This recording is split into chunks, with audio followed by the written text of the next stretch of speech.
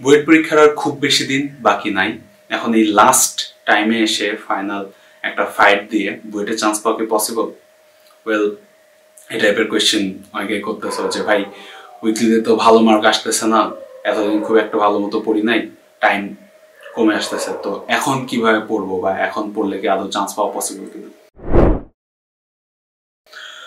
The thing is, even তো তোমার হাতে খুব বেশি দিন টাইম নাই, অ্যারাউন্ড 40-50 days, 40-50 days কিন্তু অনেক, it's a long time. Okay,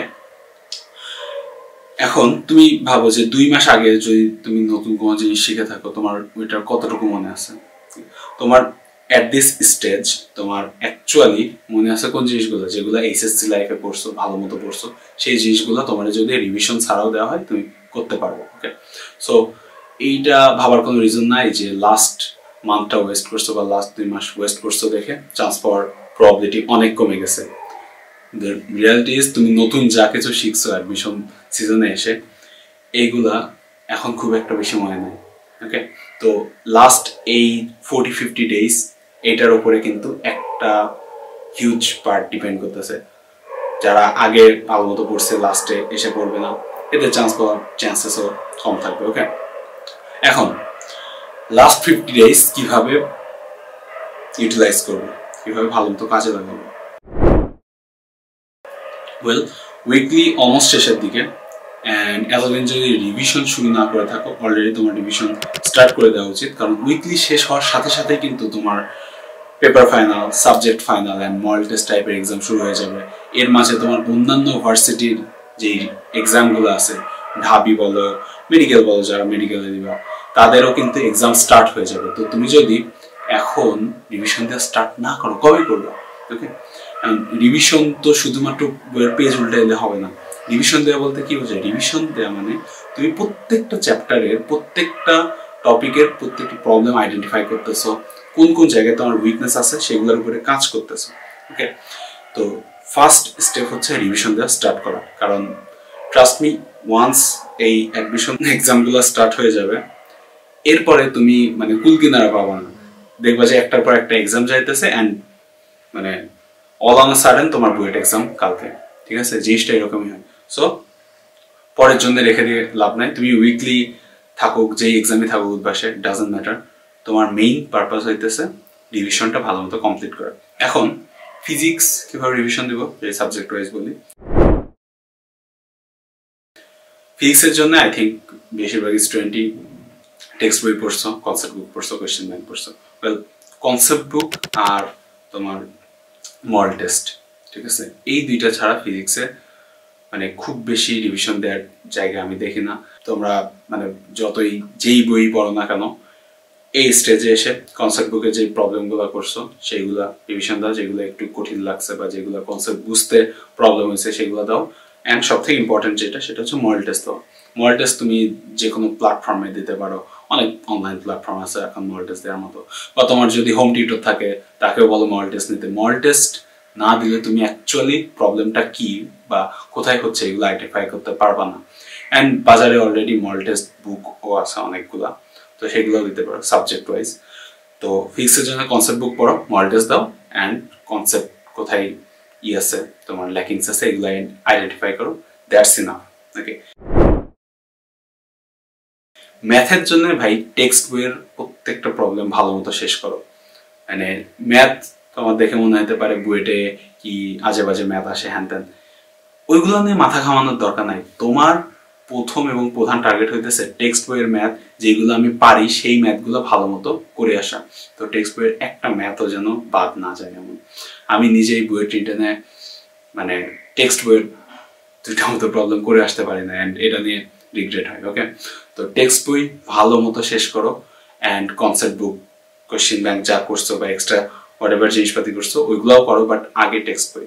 okay, text বই করলে তুমি ম্যাথে একটা আই উড সে 20টার মধ্যে লাইক 14-15টা কোয়েশ্চেন ইজিলি করতে পারার কথা, যদি কোয়েশ্চেন স্ট্যান্ডার্ড হয়।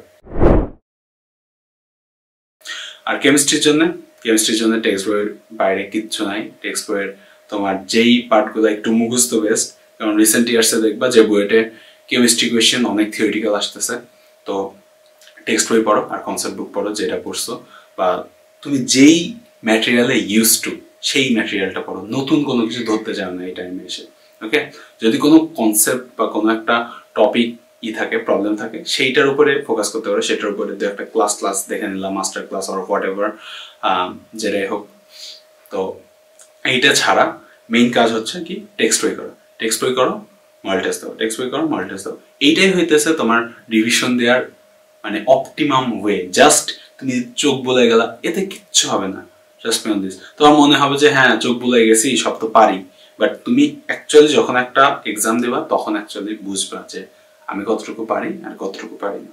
ওকে, এখন তোমার যেই ডিভিশন পার্টটা এটা যখন শেষ হবে, এরপরে তোমার হাতে মোটামুটি 30 days মতো টাইম থাকার কথা, if I am not wrong. কারণ তোমার 20 তারিখে ঢাবি এক্সাম আছে, ঢাবি এক্সামের আগে হয়তো এক সপ্তাহ একটু ঢাবি ফোকাসড পড়াশোনা করবা বেশিরভাগ স্টুডেন্টই, অ্যান্ড এরপরে গিয়ে 20 দিন মতো টাইম পাবা। তো এই যে এই টাইমটা কি করবা, ডিভিশন যখন হয়ে যাবে এই টাইমে মেইন কাজ হচ্ছে মডেল টেস্ট দেওয়া, মেইন কাজ মডেল টেস্ট দেওয়া। ওকে, মানে আমরা তো ছোটবেলা থেকে রিভিশন বলতে বুঝি যে সূত্রগুলো একবার করে দেখলাম, বাট ভাই এইটা খুবই ইনএফিশিয়েন্ট একটা ওয়ে। তুমি যদি একটু ভাবো তাইলে বুঝবা কেন ইনএফিশিয়েন্ট। ওকে, তুমি যখন এক্সাম হলে বসতেছো তখন তো তুমি ইমিডিয়েট সূত্র দেখে গিয়ে লিখতেছো না, তুমি কি করতেছো, রিকল করতেছো, আগে যেগুলো পড়ছো সেগুলো রিকল করতেছো। এই জন্য মডেল টেস্ট দেওয়াটা হইতেছে বেস্ট ওয়ে, তুমি ব্রেনকে রিকলিং এর সাথে ইউজ টু করাইতেছো।